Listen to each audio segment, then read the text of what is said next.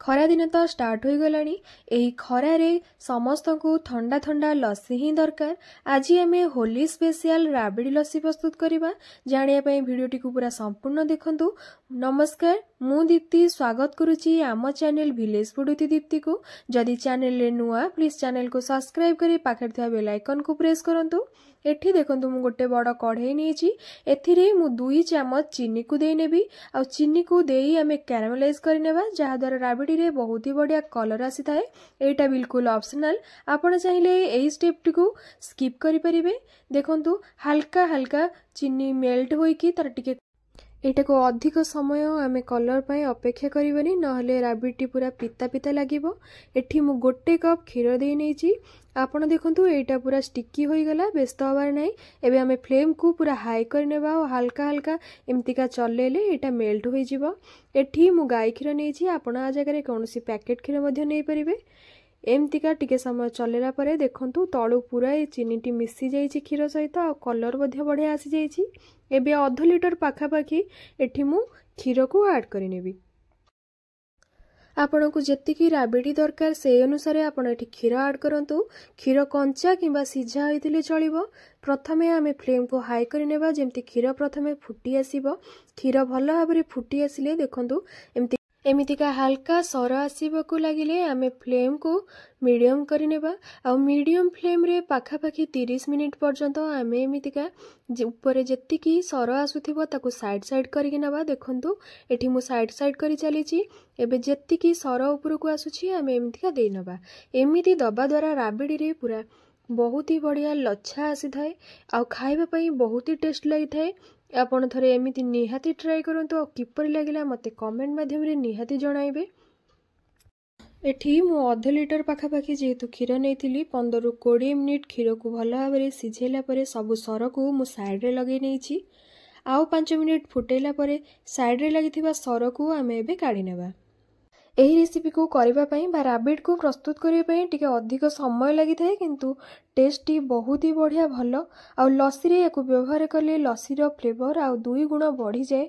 एबे एथिरे मु 2 चामच कंडेंस मिल्क बा मिल्क मेड मिठाई मेड आपण एठी यूज करि परिबे। एटा पूरा ऑप्शनल, आपण को जदी पसंद नै एटा को आपण स्किप करि परिबे।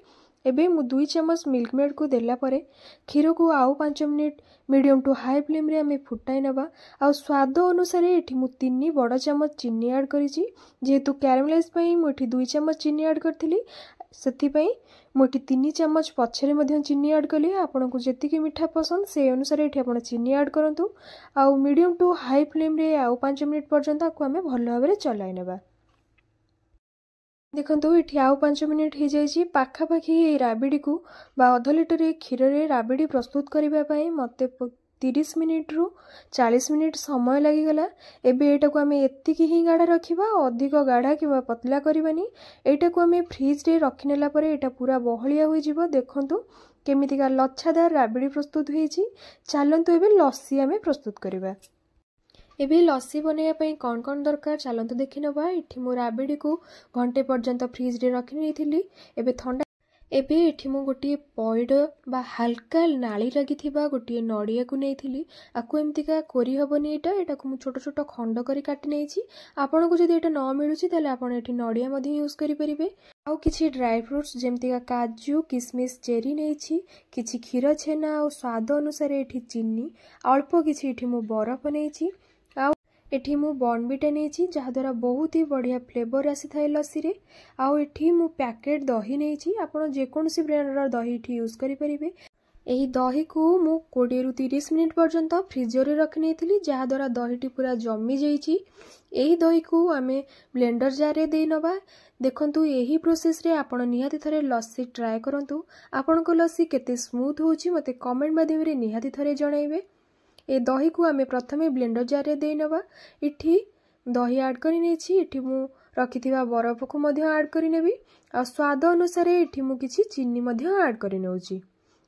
जेहेतु राबिड रे मध्ये चीनी मिसिछि, आपण को लस्सी रे जेतिकी चीनी दरकार से अनुसार एठी चीनी ऐड करंतु। आउ किछि पानी ऐड करि एटा को आमे भलो भाबरे 2-3 मिनिट ब्लेंड करि नबा। 3-4 मिनिट ब्लेंड कर साइला परे देखंतु केते फेण ऊपर को आसी जाइछि आ बहुत ही एटा क्रीमी होइथिला। एबे आमे लस्सी प्रस्तुत करिबा। एठी रखिथिबा राबिडी को आमे 2-2 चमच ग्लास रे देई नबा। एही राबिडी रे आपण चाहिले मध्य गुजराती गुंड ऐड करि परिबे, किंतु ए खाली राबिडी बहुत ही बढ़िया टेस्ट आसी थाए। सेटा को सेति पई एटा को मु प्लेन रखिछि। एबे 2-2 चमच राबिडी देला परे ए दही को आमे एथिरे ऐड करि नबा।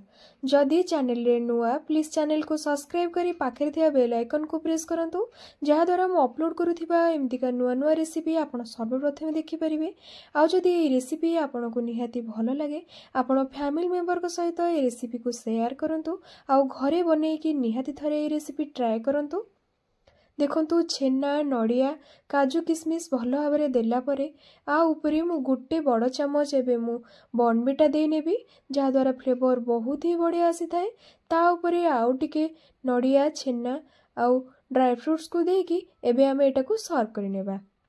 आशा करूछि आपण होली रे ए रेसिपी निहाती घरे बनै एन्जॉय करिवे। जदि रेसिपी आपण को भल लगे प्लीज चैनल को सब्सक्राइब करंतु, आमको सपोर्ट करंतु। रहुछि नमस्कार।